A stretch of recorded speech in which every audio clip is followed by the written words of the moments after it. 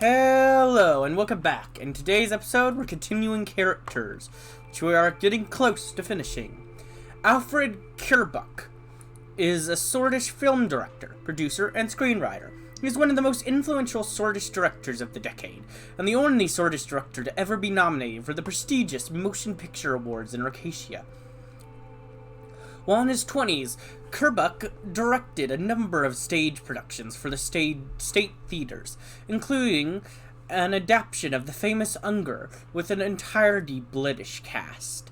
His first film was Resident Carl, a controversial movie with a socio-political commentary on Swordland, which is consistently ranked the greatest Swedish film ever made. It was later banned in Swordland by Trequent Soul in 1940. By 1945, Kierbuk was a filmmaker of international importance, with several of his films being screened in various other countries. He wrote and directed famous movies such as Rebecca, A Touch of Satan, and Eyes Wide Open. In 1953, his film The Swedish Dream was nominated for the Best Foreign Film in the Arcadian Motion Picture Awards. Dwellen Arge. Dwellen Arge is a British political leader, a founding member of the militant British Freedom Front, BFF, who has been political prisoner since his arrest in 1944. He used to be a leader of the BFF between 1935 and 1944. He is being held in the Antel Rock prison. According to some sources, Arge was born in a border village between Welland and Swordland. During his youth, he was a member of the Republican Youth and supported the revolution against the monarchy in the Kingdom of Swordland. After the fall of the monarchy, he joined the youth wing of the Bloodish Freedom Party, BFP, to promote the improvement of Bloodish rights. After the cancellation of the first ever election in Swordland by General Ludden and the subsequent civil war in 1927, he wanted to fight against the military coup by joining the Swedish armed forces under the leadership of General Rickard, but was denied entry due to his ethnicity. This prompted a return to Bergia to organize the Bloodish populace to also join the civil war with their own militia army, but couldn't gather a large support. After the war, he started working in Suzerain as a simple merchant and serving in the local council of the Bloodish Freedom Party. When he learned about the plans of Soldam in 1933, he participated in the protests against the construction with other members of BFP and experienced the incident firsthand. After the death of Askraf and the ban on the BFP, he fled to the village of Zinserher, and along with a group of students formed an organization called the Followers of Askraf. They later changed their name to the Bloodish Freedom Front. In 1935, Arge took control of the BFF and announced a full-scale Bloodish uprising in the region of Bergia. He gained great infamy when his forces took control of Suzerain and defended the town against the Swedish armed forces for 2 weeks. Between 1935 and 1944, he was behind armed attacks against the Swedish military, Swedish police, as well as civilians. He was finally arrested in 1944 and was imprisoned in Antel Rock prison. Everine Vectorin. Everine Vectorin is a Swedish journalist, author, and schoolteacher who's the wife of Peter Vectorin, the current vice president of Swordland. In 1953, to help support her husband in his political career, she ended her career as a teacher of literature at the prestigious Hultsfred State High School. After graduation, after the Hultsfred State University, Vectorin started working as editor in the magazine Cosmopolitan. She married Peter Vectorin in 1936.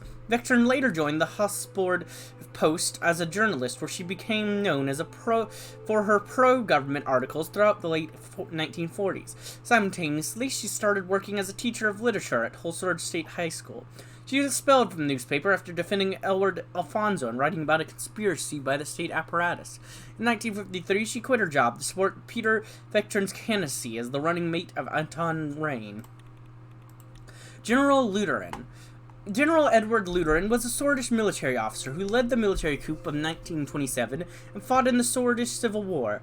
In 1929, the Supreme Court ruled for his execution for leading the military coup in 1927, obstructing democracy by deposing the president Arsène S. Wincy and abolishing the constitution. Edward Luteran served as army chief in the King's Army before the revolution. Later on, he served as the general in the Swedish armed forces. In 1927, following the left-wing riots in Sordland, Luteran took control of the Third and Fourth Armies and led a military coup ahead of the first elections. Suspending the constitution, declaring martial law, he imprisoned President Arten Winski and blamed the revolution for making Sordland a puppet for foreign powers. Later on, he ordered the execution of hundreds of communists. He promoted nationalist organizations and established young swords to promote Swedish nationalism among the youth. Following the bloody incidents of his martial law, the public started to engage in armed conflict with the military, which was followed by General Rickard's intervention. This led to the bloody Swedish Civil War of 1928, which lasted until 1929 when Colonel Torkel Sol took control of Hultsfred and declared the war over. Edward Luteran was later found guilty of crimes against the Swedish state and was executed in 1929. General Rickard. General Ionic Rickard was a Swedish military officer who led the 7th Army in the Swedish Civil War. In 1929, he was killed in action during the Battle of Hultsfred while fighting against the forces of Colonel Torkel Sol.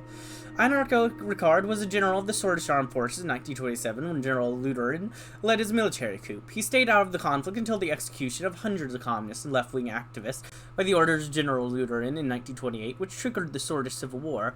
He attacked Hultsfred with the 7th Army, capturing and holding for 7 months. He supported the Red Youth with equipment to continue their fighting in the cities. In 1929, he was shot dead during the Battle of Hultsfred, which resulted in the victory of Colonel Torkel Sol, 6th Army, and marking the end of the Civil War. Geralt of Ribery. Geralt Hot Belzesword, or more commonly known as Geralt of Ribery, was a pioneering Swedish viticulturalist and winemaker of lesbian descent, who was the first to cultivate the famous Boran grape. He is known as the father of Swedish viticulture. Geralt of Ribery is credited with introducing important innovations of Swedish winemaking. He was born in Ribery. He began producing wine under his own label, Dandelion. In the 1910s, he was particularly known for the quality of his wines, which used grapes with morbid and Urlori. Dandelion wines are now highly sought after and renowned for their floral tones and elegance, as well as their lushness and concentration. Herman Equa. Herman Equa is a Swedish politician, political scientist, historian, and writer. He is a retired professor of political sciences from Hultsfred State University. Equa was born in 1880 in Conrad to a family of soldiers. Equa is the only Swedish national to have been awarded the prestigious Volpzer Award. Equa pursued his strong interest in political sciences after completing his studies and becoming a professor. He garners the respect of opposite and like-minded academics after publishing dozens of research papers. One of his most notable works is The Geopolitics of Sordland and Post-Revolutionary Synthesis. The renowned books he wrote took the intelligentsia of the country by storm and began influencing many political decisions on the first Swedish government under Torkel Sol. After much prominence and discourse in front of the academic eye, he stepped away from the public life following a period of sickness. Currently resides in Conriat in his family estate. He's still alive. Johan Gasmich. Johan Gasmich is a Swedish communist revolutionary of Agno-Swedish descent, activist, and the founder of and leader of the Red Youth. Gasmich studied in Arvory State School and later at the Faculty of Mechanical Engineering of Lackhaven Technical University. He initially supported President Artur Winski and his National Democratic Movement, but later changed his view. After reading about Marxian socioeconomics, he translated Carlos Marcia's biography into Swedish. Inspired by Marxian socioeconomics, Malthusianism, and Wallensteinian socialism, He founded and led the Socialist Students Association of Lavitian Technical University. In 1927, Gesmich founded the Red Youth and joined the armed resistance against General Lutherin's military takeover. He admired the guerrilla fighters in Riga, who fought against colonialization and created a strategy of armed guerrilla warfare to achieve what he called the People's Revolution. He is suspected to be a person who devised the plan to assassinate General Lutheran in 1928 with a group of Red Youth revolutionaries. The attempt failed when Lutheran's soldiers confronted the group and all the activists were killed. He is suspected to be within the group but managed to escape. After the Swedish Civil War, Gesmich began his editorial career as the editor-in-chief for the Tussle magazine, where he worked together with Dennis Stoller. He continued his political life in struggle for the unification of Sordland's socialist movement. Lizia Suno. Lizia Suno is a private secretary of President Anton Rein. She is tasked with directly handling most of the criminal calls, scheduling, and paperwork for the president. Suno had previously worked at the Swedish Airlines headquarters at the security of the director, before starting her work for the United Sorlid Party National Committee in 1953, where she was assigned to assist Peter Victorin, who was originally organizing support for presidential nominee Anton Rein. After Rein's successful election, Suno began serving as the personal secretary in Rein's office at the Maroon Palace. Serge Wagner. Serge is one of my favorites characters. I don't know why. I just really like Serge. He's just a nice interlude you get between different events throughout. He's just fun. I just like him. Serge Wagner is a Swedish driver who serves as the presidential driver of President Anton Rein. Born in a small town of Nihir between Suzerain and Derry, Wagner attended the Derry Dasnerity School. He then attended Holsord State University. After his graduation, he had to leave the capital due to lack of jobs at the time, and briefly worked as a truck driver between the cities of Anrika and Lochavin. He later entered the Swedish Police Academy, but despite completing his training, he did not join the police forces. He briefly worked as a private bodyguard in Holsord before entering the special training course at the Maroon Palace. After completing his extensive training of protective driving, firearms, and first aid, he joined the service of the Maroon Palace as a driver in 1930. He was tasked with driving various guests of the state, as well as transporting certain documents and goods to the Maroon Palace. He was chosen to be the presidential driver in 1954, after the departure of Newman Fivon, who was the driver of both President Sol and Alfonso. Serge is the most experienced driver in the service of the Maroon Palace, having served for over 20 years. Watani Asharav was a Bludish carpenter who was killed by a Swedish soldier during his protest against the construction of the Sol Dam. His death and the subsequent chaos that escalated between the protesters and Swedish soldiers became known as the Ism Incident. He became a symbol of the Bludish resistance movement in Swordland. Not much is known about the Ashev other than his work as a carpenter in the village of Ism near Suzerain. According to many sources, he was respected as the village's elder, and many villagers sought his advice. In 1933, when Swedish authorities came to the village to force the villagers out of their homes, he refused to leave his home. He took part in the protests against Sol Dam, which threatened to destroy Ism by leaving it underwater. He was shot and killed by a soldier on the 10th day of the protests. Following his death, his name became a symbol of Bludish rights. His death is mourned by the Bludish Democrats and the Bludish separatists alike. The Bludish Freedom Front was initially called the Followers of Ashraf. Okay, so this is the guy that made their name called that. Okay. Now we got Dennis Stoller, a Swedish political theorist and politician who serves as the current leader of the Communist Party of Swordland, originally starting politics in the first Communist Party with the same name that existed between 1924 and 1928. He later joined People's Freedom and Justice Party, PFJP, and in 1950 co-founded the Second Communist Party of Swordland. Stalin became an exponent of communist ideas during his studies in the University of Holland in Volsgeland. After earning his doctorate in political economy, he moved to Hoslar in 1927, where he hoped to open a lawyer's office. He joined the Communist Party and faced prosecution under General Suzerain after the ban of the Communist Party in 1928. Fearing the complete annihilation of Swedish socialists by the junta, he moved to Vagsland and assisted the Red Youth by establishing connections between Swedish and Vagslandian socialists with the help of the governing People's Party of Vagsland. After the Civil War, he worked as a lawyer in Holsord, often defending other left-wing socialists. He was involved with smuggling Malinsvist propaganda from United Cortana to Swordland, as well as writing and publishing his own socialist magazine, Tussle. He wrote extensively against militarism and authoritarianism. Because of his political theories on communism and physical resemblance to Imrich Hegel, he was given the nickname Swordish Hegel by his admirers. Despite being regarded as a Malevist in Swordland, he wrote articles criticizing some of Leon Malevi's policies, arguing that Malevianism was distorting the real ideas of martial socio-economics. He also heavily protested against United Cortana's navy presence in eastern Merkopa. He joined the PFJP as a social democrat in 1936 with hopes to enter the Grand National Assembly of Swordland, but he was denied top positions of the candidate list due to his communist views and couldn't get elected. In 1950, Stoller co-founded the CPS with a group of other socialist politicians and political theorists. He wrote a manifesto titled Swedish Socialism, which caused a split within the party between the falls of Stoller's Swedish Socialists and the Melanvists.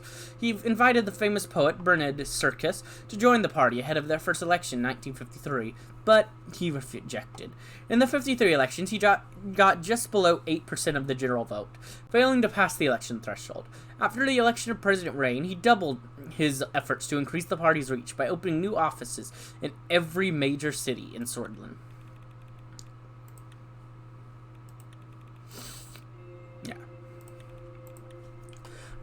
Fatih Ejeth is a Swordish writer and politician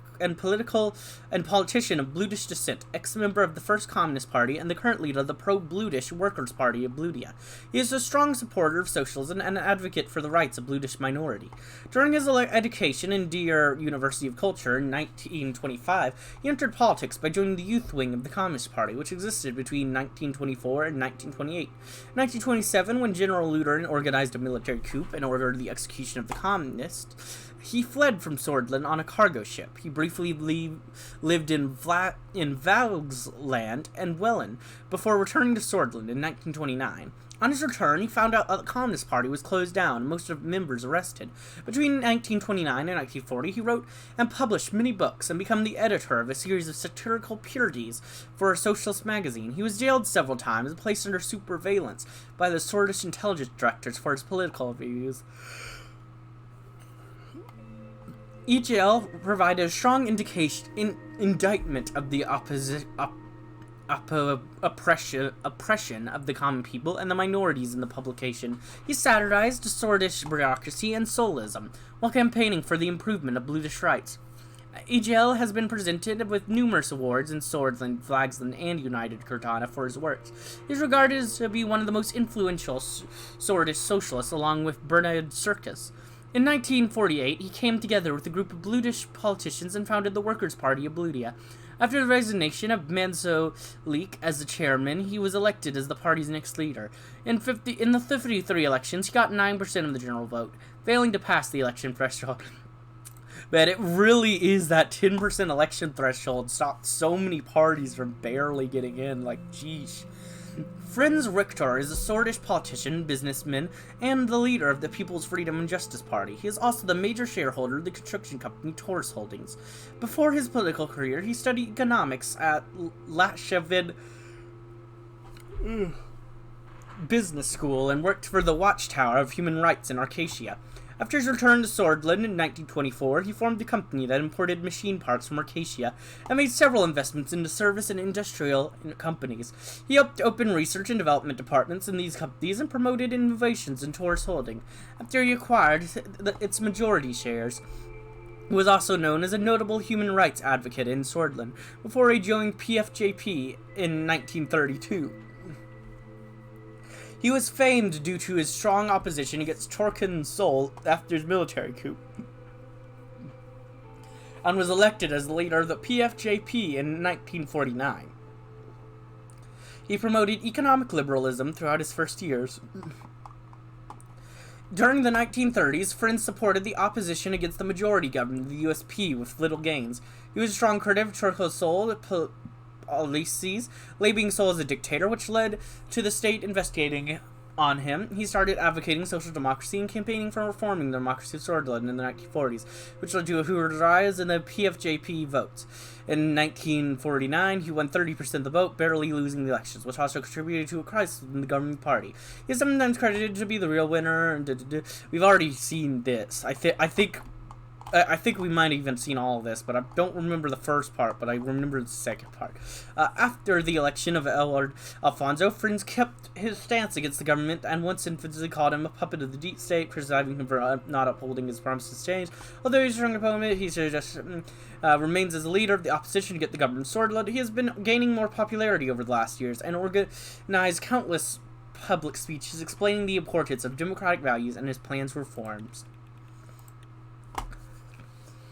Casaro Caberna. Yeah, I'm pretty sure, no, we've already seen you.